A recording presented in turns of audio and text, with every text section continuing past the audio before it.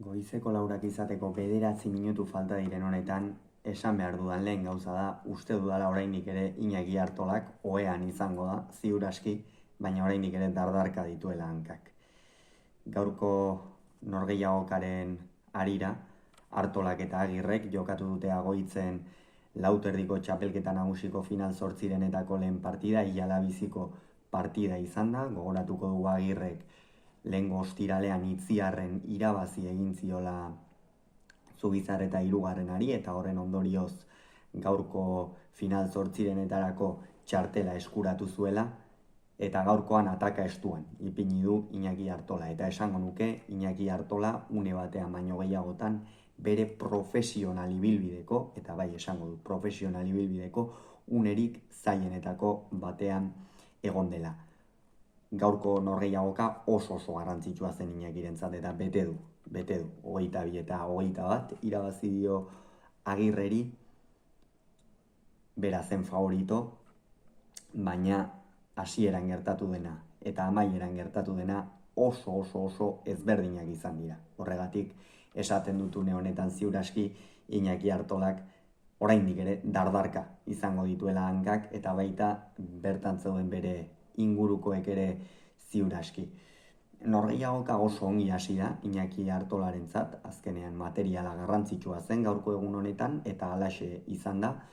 Iñaki Artolak hasieratik hartu du norgehiagokaren ekimena, asko sakatu du, Agirre badakigu defentsa handiko pilotaria eta pilotari gogorra dela, baina Iñaki Artolak pilotari abiadura sartu dio, horrez gain erabaki hortasun handiz hasi du norgehiagoka, Agirre ere nahastu behar zuenean nahastu du, eta hor gako oso garrantzitsu bat egon da, eta ondorioz aurretik ipini da nabarmen xamar.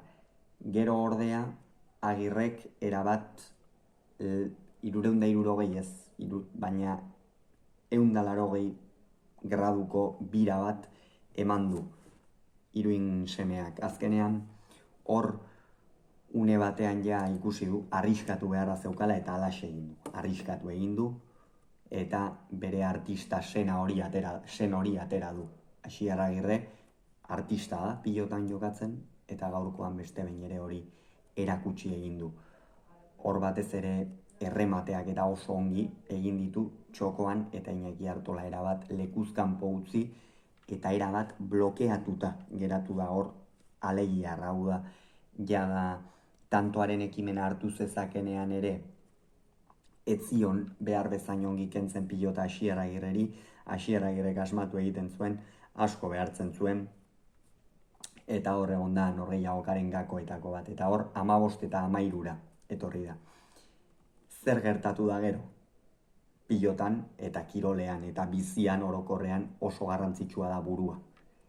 Eta Asier Agirrek burutsu jokatu du bai, baina asmatu ere egin behar zuen. Eta ez du asmatu. Eta une garrantzitsu horietan lioratu da Iñaki Artola, esango dugu, aurretik lan oso on bat egin da. Hor ordea, burutsu jokatu behar zuen une horretan, tentuz aritu da Iñaki Artola, eta galdu dituen pilota gehienak esango nuke nahiko behartuta galduak izan direla, eta Agirre galdu dituenak berriz uneri garrantzitsuenetan galdu ditu. Batean norgehiagoka berdindu zezakenean, eta bestea ere norgehiagoka berdindu zezakenean. Batean uste dut sakea luzei atera duela, eta bestean pilota kanpora joan zaio.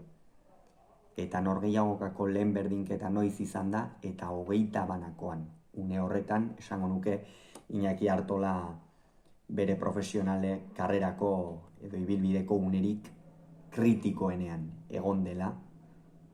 Zergatik urtebete gelditzen zaio kontratua, ikusten ari gara enpresa ematen ari zaion tratua, horren inguruan ere hitz egingo dugu noski luze eta zabal, baina enpresa ematen ari zaion tratua ikusten ari gara, eta hor zuen unea.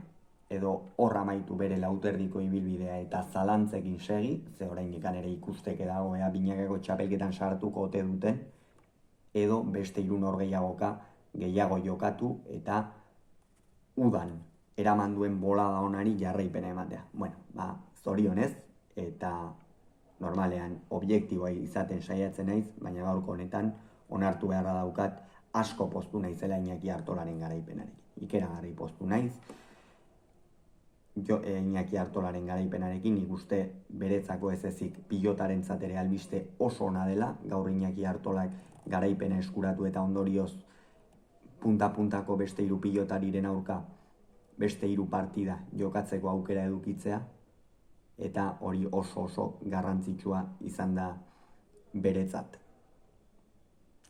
Hauxe beraz, esan behar genuen guztia, 22 eta 21, Asier Agirrek ere sekulako partida egin du ikeragarria, nik uste kontentu joan dela etxera, ikeragarria, eta Iñaki Artolak berriz bete du eta lauterdiko ligaxka horretan egongo da. Hauxe izan da beraz, Artolak 22, Agirrek 21, Agoitzen. Urrengo kiroluneako pilotaren bideoa bihar izango duzue, Jaka eta Larrazabalen arteko norgehiagoka hori aztertzen, bitartean ongi izan, agur.